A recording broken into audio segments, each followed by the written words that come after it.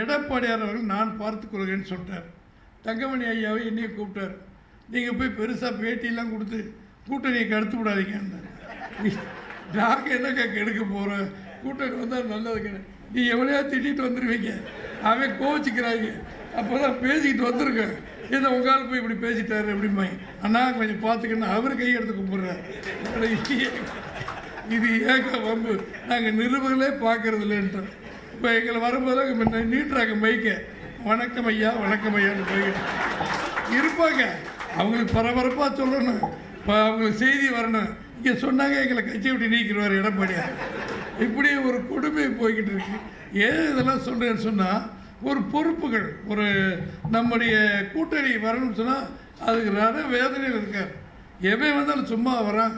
220 சீட்டு கொடுங்க, ஒரு 50 கோடி கையில் கொடுத்துருங்க, 100 கோடி கொடுங்க, வேலையை நம்ம 7 நெல் அரிசி விற்கிற மாதிரி பேசுகிறாங்க. எங்கே போகிறது? இப்போது அதிமுக மார்க்கெட் போய்கிட்டு இருக்கு, எடப்பாடியாருக்கு தான் மக்கள் பேசிகிட்டு இருக்காங்கன்னு சொல்லி அந்த கட்சி தலைவர் சொல்கிறாங்க. பின்ன ஏன் தலைவராக கொஞ்சம் ரூபாயை குறைச்சிக்கிட்டா என்ன, இதை வச்சு தான் நாங்கள் பிஸ்னஸே நடத்தணும் அப்படிங்கிற இப்படி ஓடிக்கிட்டு இருக்குது. அந்த கொடுமையில் இப்போ எடப்பாடியார் மாட்டிக்கிட்டு இருக்கார்.